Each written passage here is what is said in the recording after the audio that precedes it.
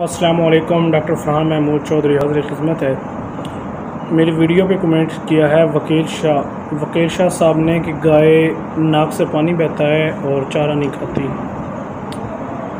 गाय की जो मसला बना है ये गैर मतवाज़न ग़ज़ा की वजह से बना है। और दूसरा, सावन का महीना चल रहा है। इस दिनों में जानवरों की वैक्सीन HS वैक्सीन लाजमी तौर पर करनी चाहिए, जो कि काफ़ी सूदमंद साबित होती है। तो कोशिश करें कि अपने तमाम जानवरों को HS की वैक्सीन बर वक्त करवा लें। सरकारी करवाएं, वो आपको फ्री ऑफ कास्ट मिलेगी, अच्छी वैक्सीन है। तो अब चलते हैं वीडियो की तरफ। मैं आपको दो तरीक़ों से इलाज बताऊंगा, एक आपको मेडिकली बताऊंगा और दूसरा देसी टोटका बताऊंगा। पहले आप ये देख लें कि घर सफाई करने वाला जो झाड़ू होता है ना, सुबह फर्स्ट टाइम जानवर को जब साइड पे बांधते हैं तो आपने रोटी को झाड़ू के ऊपर रख के जानवर को इस तरह खिलानी है कि जानवर झाड़ू के ऊपर से ही रोटी को उठाए। 2 दिन करेंगे इंशाल्लाह, इससे भी काफ़ी ज़्यादा उसकी खांसी, उसके हल्लाबाजी में सुकून आ जाएगा। और रहा मसला उसके नाक से रेशे का आना, पानी का बहना या ज़ुकाम, ये सब एक ही चीज़ की मानद में आता है। तो उसके लिए आपने नौशादर ले लेना है 40 ग्राम, मुलट्ठी ले लेनी है आपने 55 ग्राम, अदरक प्लस शहद 30 ग्राम ये ले लें, और गुलकंद 500 ग्राम।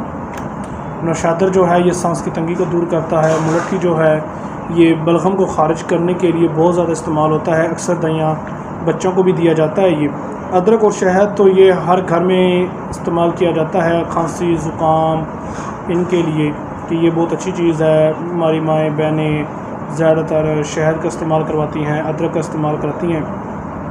इन सब चीज़ों को आपने बारीक पीस लेना है।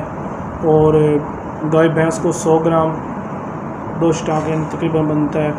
और भेड़ बकरी जो है उसको आपने 25 ग्राम देनी है। अगर मुर्ग वगैरह को दे रहे हैं तो आपने चने के बराबर 1 देना है, सुबह 1 शाम को देना है।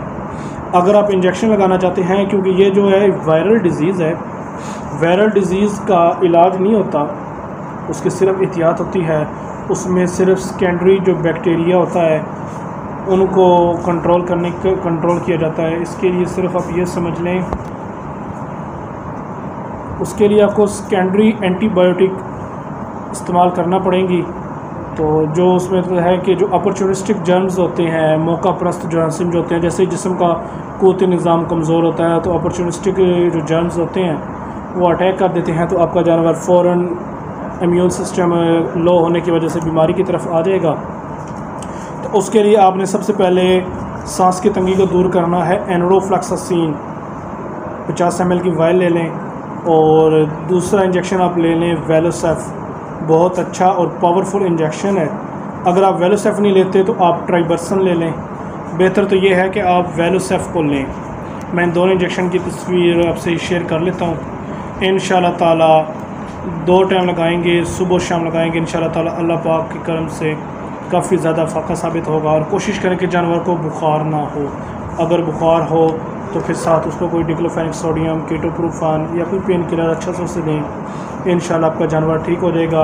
रहा मसला जानवर का चारा ना खाने का, मेरा भाई जब जानवर ख़ुद ही कमज़ोर है या बीमार है तो खाने की तरफ क्या आएगा, क्या वो खाएगा, उसका क्या खाना? वो खाना सिर्फ इसलिए इतना खा रहा है कि जो उसे ज़िंदा रहने के लिए या उसकी बॉडी को पूरा करने के लिए इस्तेमाल हो रहा है, वो सिर्फ वो खाना वो इस्तेमाल कर रहा है। इंजेक्शन जैसे उसका रेशा बंद हो, फ़ौरन आप उसको एल्वीजेस्ट गुड़ में मिक्स करके दें। 1 पैकेट पूरा खिला दें उसको। हर रोज़ शाम को खुराक देनी है एल्वीजेस्ट। इंशाल्लाह ताला आपका जानवर मुकम्मल तौर पर ठीक हो जाएगा और अच्छी तरह पेट भर के चारा खाएगा। दुआ में याद रखिएगा। डॉक्टर फरहान महमूद चौधरी। अल्लाह हाफ़िज़।